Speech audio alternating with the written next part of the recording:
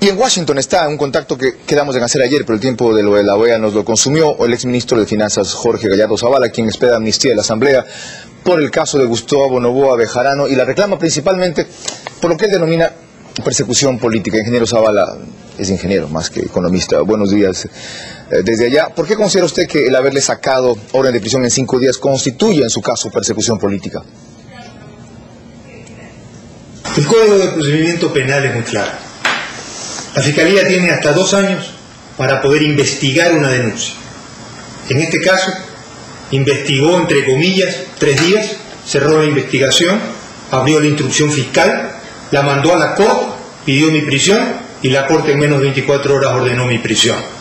Eso, en definitiva, viola el debido proceso y viola todos los actos constitucionales e internacionales sobre los derechos humanos. Ingeniero Gallardo, describe usted quiénes son los instrumentos y cuáles los procedimientos de esa persecución política. Y aquí, en esta rapidez para acusarme de un delito que jamás cometí, la Contraloría, la Fiscalía, la Corte Suprema, todos a una sola voz de mando hicieron los mismos informes, los mismos detalles que ustedes los pueden leer en cualquiera de los informes de estas instituciones, y todos lo hicieron a una velocidad que no permitió en ningún momento que yo ejerza mi derecho a la defensa. A su juicio, entonces, el expresidente Febres Cordero mandaba al Contralor, a la ministra fiscal, al Procurador y a la Corte Suprema. ¿Por qué no denominar simples coincidencias de esos niveles con los argumentos del acusador? Fíjense ustedes, yo presenté en el primer trimestre del año 2002 un informe detallado, 16 páginas y 32 anexos, a la Contraloría sobre la renegociación de la deuda y sobre la venta de los bonos globales. Ese documento permaneció en el cajón del Contralor por más de 1 año, y cuando el diputado Febres Cordero hizo la denuncia en el Congreso Nacional, entonces ahí sí comenzaron a activar esos documentos para forjar un informe que en definitiva fue acogido por la Fiscalía, nuevamente en una velocidad inusitada, violando todo procedimiento y debido proceso. Si la persecución política era a su juicio tan evidente, ¿por qué no volvió al país para enfrentarla? Espera, Carlos, hace 5 años me llamaron a juicio de juzgamiento por el caso del Banco del Pacífico. ¿Usted cree que yo en ese lapso hubiera soportado permanecer en prisión hasta que un juez se le ocurra llamarme a juicio, privándome de mi libertad, infligiéndole más dolor a mi familia y a mis amigos?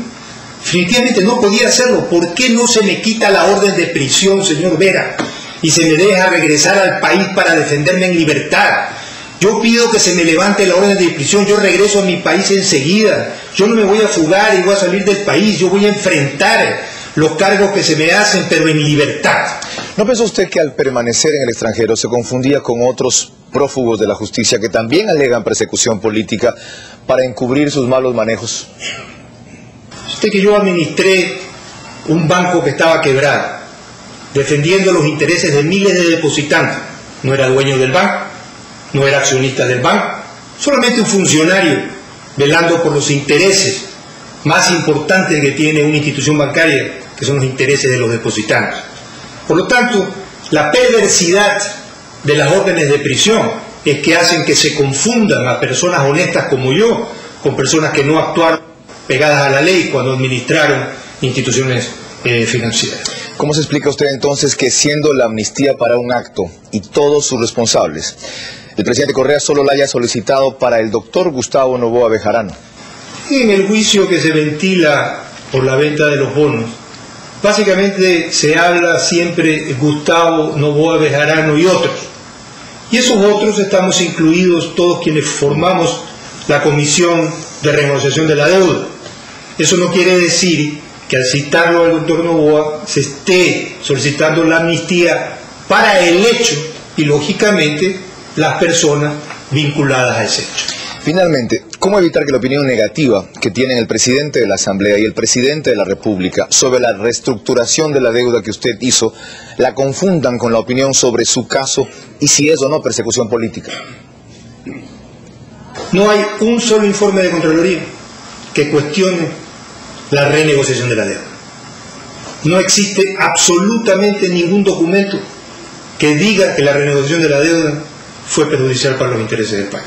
Todo lo contrario, tanto en los boletines del Banco Central como en la literatura internacional queda claramente establecido que la renegociación de la deuda externa del Ecuador, que estaba en moratoria, fue una de las renegociaciones más exitosas en lo que tiene relación a negociación con bonos en tenencia de varios inversionistas. Gracias, ingeniero Jorge Zavala o Gallardo Zavala, por sus declaraciones desde Washington.